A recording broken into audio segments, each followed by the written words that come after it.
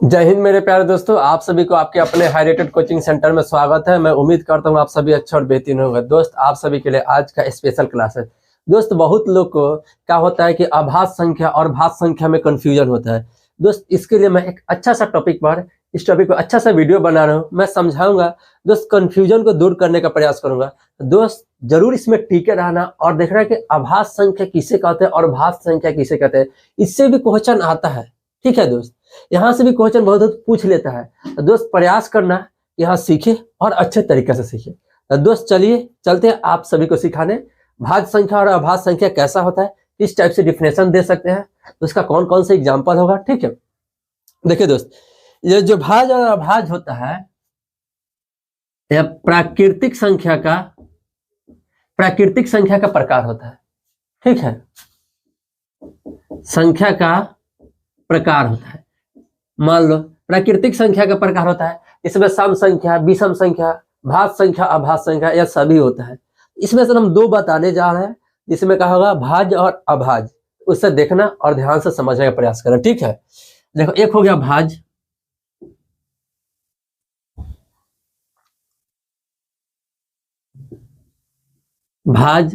और दूसरा दोस्त देखना अभाज्य। क्या होगा? अभाज्य। इसे कहते हैं प्राइम नंबर।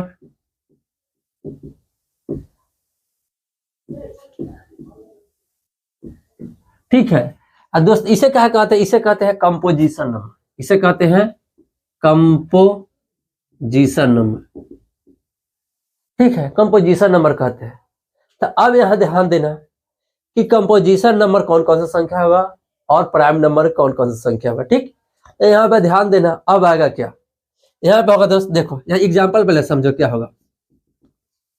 एग्जाम्पल में समझाने जा रहे हैं दोस्त। यहाँ पे ध्यान देना, जैसे यहाँ देखना 4, ठीक, 4 के बाद कितना होगा दोस्त?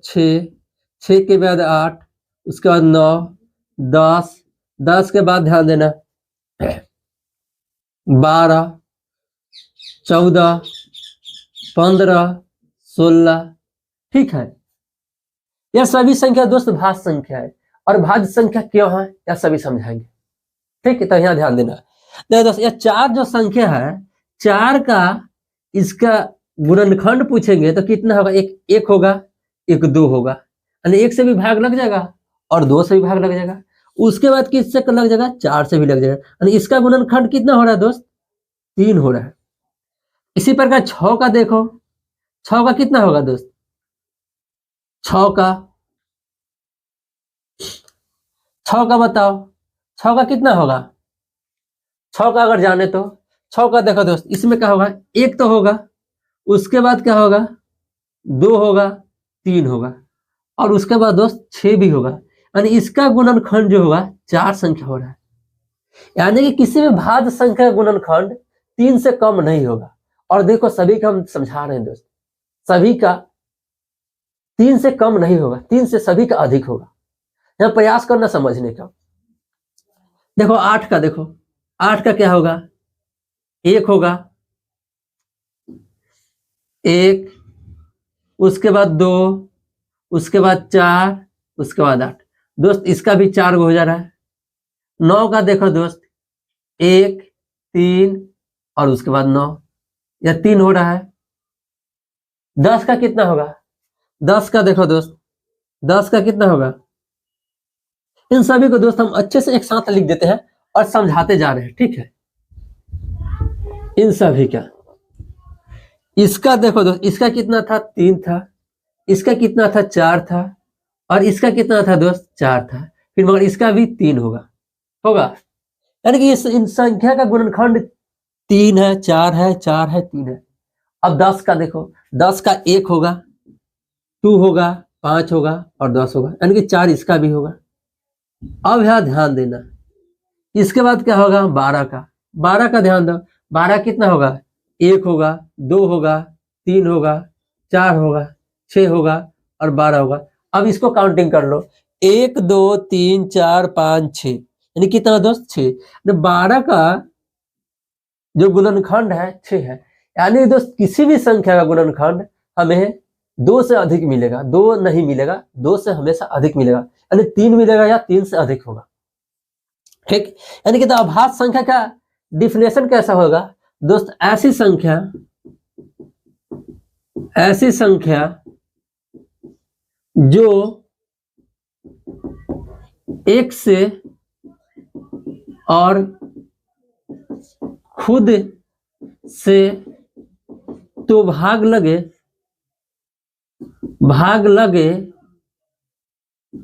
और इसके अलावा एक से और खुद से तो भाग लग जाए दोस्त, यानी कि देखो सभी में एक से लग रहा है और खुद से लग रहा है, इसके अलावा और भी संख्या से भाग लग जाए उसे भाज्य संख्या कहते हैं। इसके अलावा और दूसरे लगे, इसके अलावा और दूसरे संख्या से भाग लगे उसे ही दोस्त भाज्य संख्या कहते हैं। ध्यान देना, इन सभी में 14 का देखो दोस्त 1 से लगेगा, 7 से लगेगा, 2 से भी लगेगा, 14 से 4 हो जा रहा है। 15 का देखो 1 से लगेगा, 3 से, 5 से, 15 से। 16 का 1 से, 2 से, 16 का देखो 1 से, 2 से, 4 से, फिर कितना 8 से, फिर 16 से, देखो ये 5 हो जा रहा है। ऐसा भी होगा दोस्त, यह सभी भाज्य संख्या है।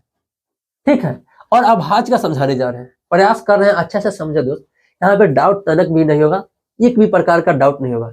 अब आगे बढ़ते हैं।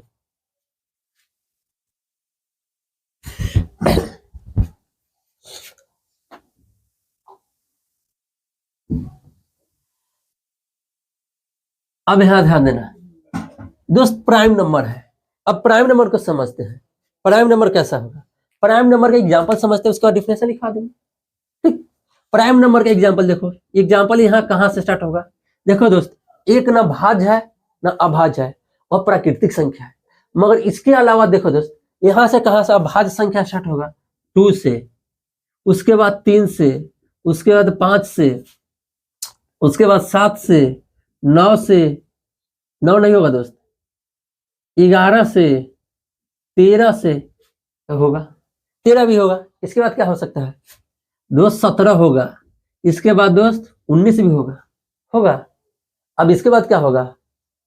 23 होगा, 21 नहीं 23। इसके बाद क्या हो सकता है?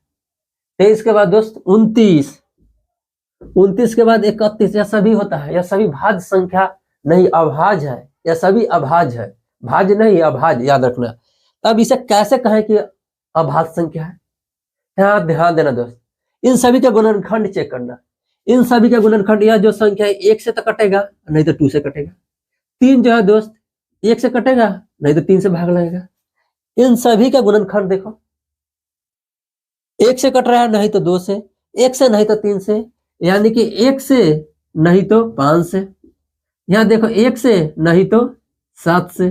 फिर यहाँ ध्यान दो, इसके बाद क्या होगा? 11, 1 से नहीं तो 11 से, 13 1 से नहीं तो 13 से, 17 1 से नहीं तो 17 से, 19 भी इसी प्रकार से होगा। ठीक है, तो यह सभी दोस्त क्या है? अभाज्य है। यानी कि अभाज्य संख्या का गुणनखंड कितना होगा? केवल 2 होगा। अभाज्य संख्या का गुणनखंड दोस्त केवल 2 होगा। और इसके बाद ध्यान देना, ऐसी संख्या जो खुद से कटे और नहीं तो 1 से कटे, जिसका गुणनखंड केवल 2 हो, उसे ही अभाज्य संख्या बोलते हैं। यह बहुत ही बेहतरीन डिफिनेशन है दोस्त, बहुत ही बेहतरीन। यह डिफिनेशन बहुत ही बेस्ट है दोस्त, इसे नोट कर लेना, कहीं भी किसी भी प्रकार से दिक्कत नहीं होगा। ठीक,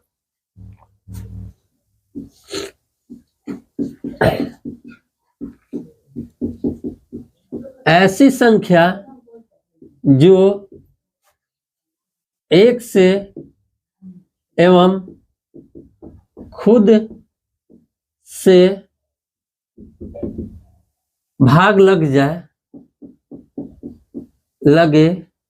उसे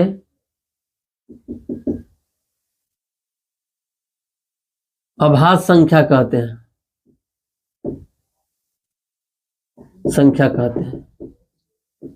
याद रखना दोस्त। यानी कि इसका यह एक और एग्जाम्पल डिफिनेशन हो सकता है दोस्त, इसका एक और डिफिनेशन क्या हो सकता है? जिसका गुणनखंड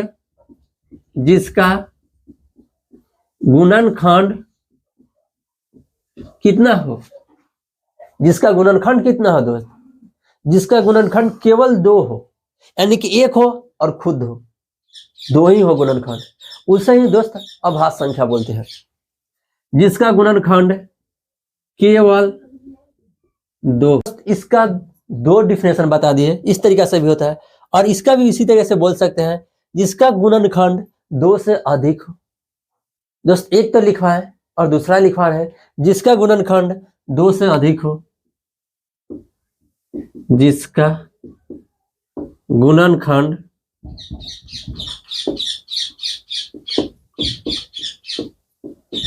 2 से अधिक हो।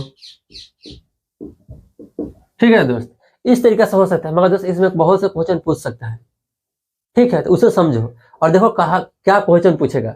यहाँ ध्यान देना दोस्त, यहाँ क्या कहेगा कि सबसे छोटा भाज्य संख्या बताएं। तो सबसे छोटा भाज्य संख्या यह है, सबसे छोटा भाज्य संख्या, याद रखना दोस्त, सबसे छोटा भाज्य संख्या। ठीक, हो सकता है दोस्त अब जाके अभाज्य में पूछे, अभाज्य में बहुत पूछता है। और यहाँ ध्यान देना दोस्त, पूछेगा सबसे छोटा अभाज्य संख्या जो सम संख्या भी है। कौन ऐसा संख्या है जो सम है और अभाज्य है? तो 2 है जो सम संख्या और अभाज्य संख्या है। सबसे छोटा समभाज्य संख्या, सम अभाज्य संख्या।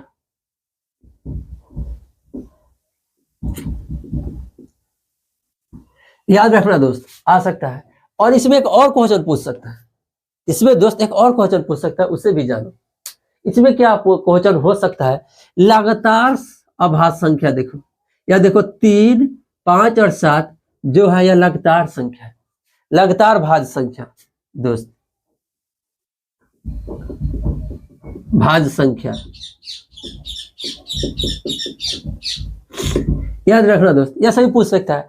अब दोस्त इसमें जो क्वेश्चन पूछता है, एक और हम बताने जाना है और बहुत इंपॉर्टेंट है, जो कहीं ना कहीं किसी कॉम्पिटिटिव एग्जाम में जरूर पूछता है और पूछेगा, यह याद रखना। इसको हम बताने जा रहे हैं और बहुत ही इंपॉर्टेंट है। ठीक,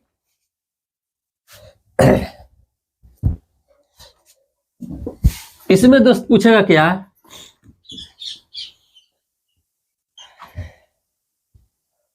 पूछ सकता है दोस्त 1 से 100 तक में कितने भाज्य संख्या है। 1 से 100 तक में कितने अभाज्य संख्या है। 1 से 1, 2, 3, 4 ऐसा करते जाए दोस्त, से कितने भाज्य संख्या है, अभाज्य। बताओ तो 1 से 100 तक में कितने अभाज्य संख्या है। तो दोस्त यह काउंटिंग करना पड़ेगा, यह सभी अभाज्य है, ऐसा ही काउंटिंग करते जाएंगे तो यह सभी दोस्त होगा। 1 से 100 तक जाएंगे तो दोस्त इसमें कितना होगा, 25 होगा। याद रखना 25 है। और 1 से 50 तक पूछे दोस्त, 1 से 50 तक में कितना है, कितना भाज्य संख्या होगा, अभाज्य।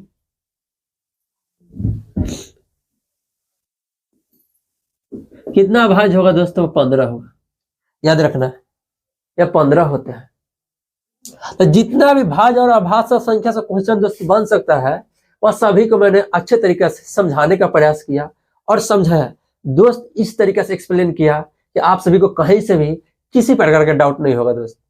तो दोस्त कैसा लगा वीडियो जरूर कमेंट बॉक्स में बताना।